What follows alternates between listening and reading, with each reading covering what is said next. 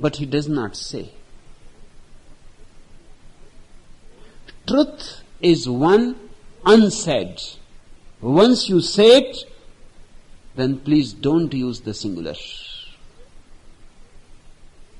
Then it is better to use the plural. The Vedas say truth is one, but wise people have described it in many ways.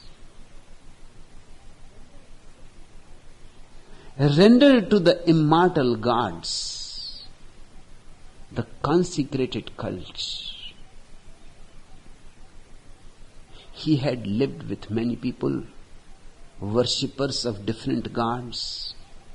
He says to his disciples, when you go to the temple, worship the God of the temple.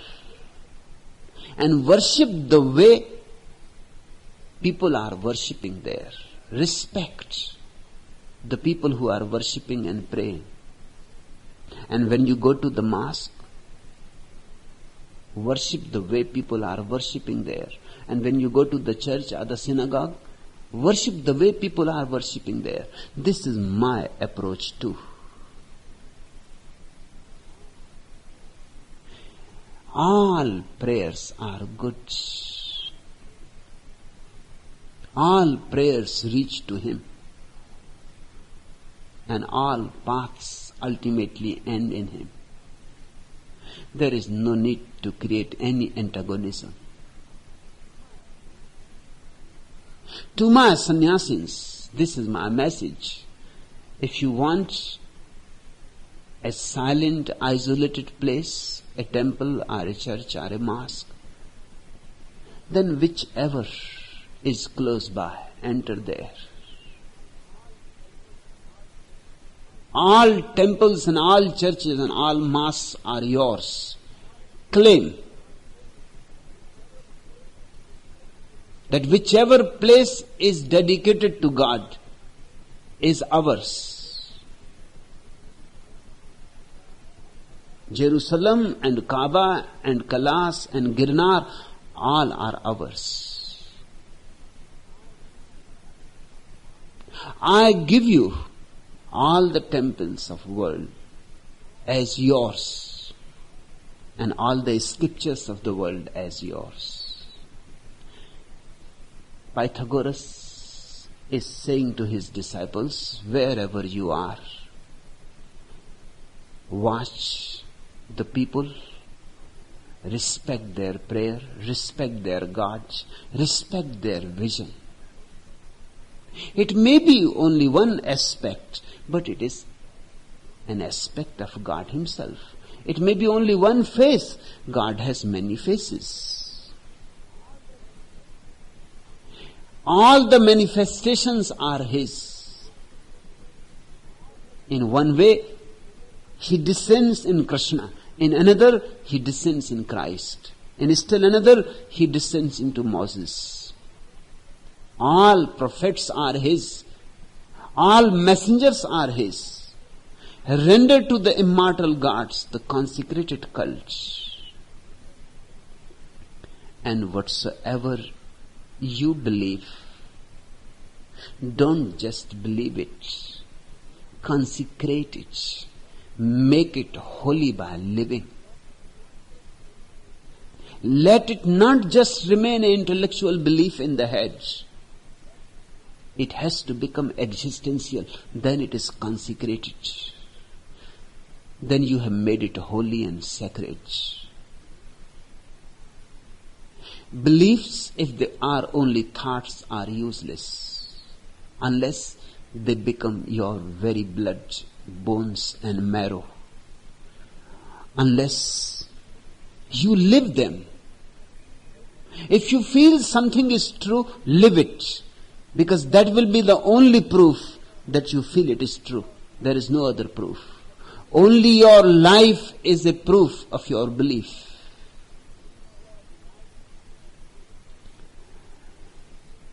But that does not mean that impose a belief upon yourself. That does not mean that force a belief and a character upon yourself. That will not be making it sacred. that will be hypocrisy. And how hypocrisy can be sacred? Live it not from the without towards the within, but just the opposite, from the within towards the without. First experience a truth. For example,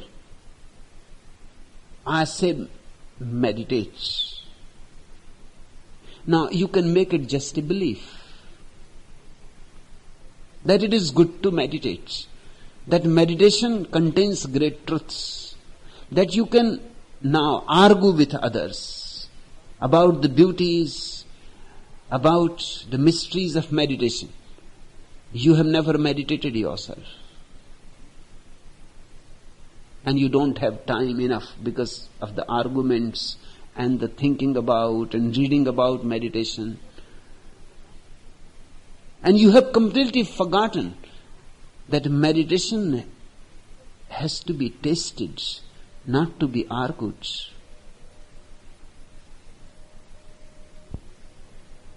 Or you can impose violently some meditative posture upon yourself. You can sit silently like a Buddha. Although there is no Buddhahood inside, no silence, no purity, no innocence. The inner talk continues, but on the surface you can sit like a stone statue. This is hypocrisy. You are simply pretending. This is not the way to consecrate. This is not the way to make something sacred. You have to really go into meditation, not to pretend.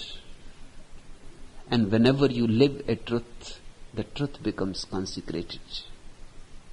Render to the immortal gods the consecrated cult. And whatsoever you have known, offer it to God.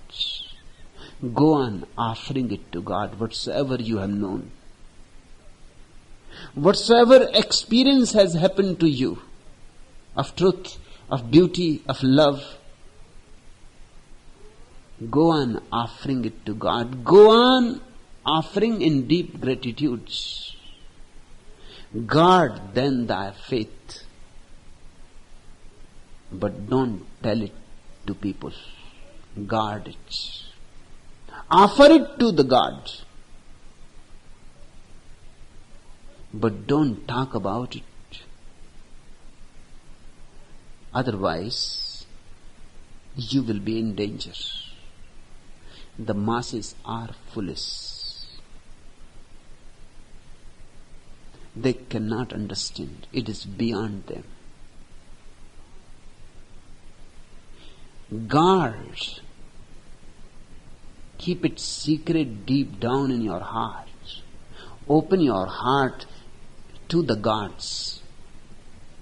Open your heart to your master, or open your heart to the friends who are following the same path, the fellow travelers, the fellow seekers. But don't open your heart in the marketplace. You will be misunderstood. And the misunderstanding will create disturbance for you. It will distract your search. It will disrupt your energies. It will create turmoil in you. Truths can be communicated only to people who have some understanding. Guard then thy faith, and whatsoever trust has arisen in you, whatsoever faith is born in you, keep it secret. It has to become a seed in your heart. Just if you throw the seed on the ground, it will not grow into a tree because it is open. It has to go deep into the womb of the earth, in the darkness of the earth. There it will disappear, dissolve, and a tree will be born. Whatsoever trust has arisen in you, let it become a seed in your heart. Let it disappear into the soil of the heart. There it will grow into a big tree. Yes, one day it will happen that you will not be able to contain it anymore. But then what can you do? Till you can contain it. Till you can keep it a secret, keep it a secret. Just like the child in the mother's womb for 9 months remains secret. But one day the mother cannot contain it. The child has grown. Now the child is ready to be born. Then it is perfectly okay. Why? Pythagoras is saying it. Why? In the first sutra, for a certain reason. Because whenever you have a little glimpse of truth, the mind tends to talk about it. And in that very talking, you lose it. It is like an abortion. Let it remain for 9 months a secret, a mystery, known only to yourself. Are your beloved? Are few friends, but not to the public. It is a private phenomenon. Yes, one day it is going to become public. One day you will not be able to contain it anymore. It has become so big, bigger than you, that it has to overflow. When it starts overflowing, it is another matter. You become a master then. But till that moment arrives,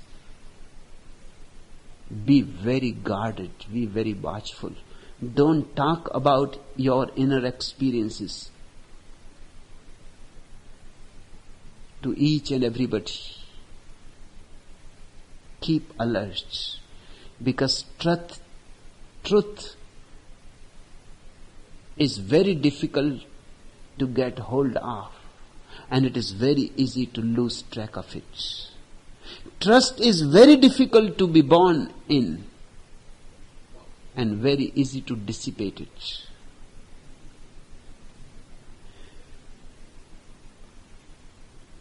Revere the memory of the illustrious heroes of spirit's demigods. First, render to the immortal gods the consecrated cult. Then guard thy faith. Second sutra, remember all those who have attained before you. Cherish their memory. That will help you on the way. There will be many moments when suspicion will arise. Doubts will arise. There will be long, long dark nights of the soul.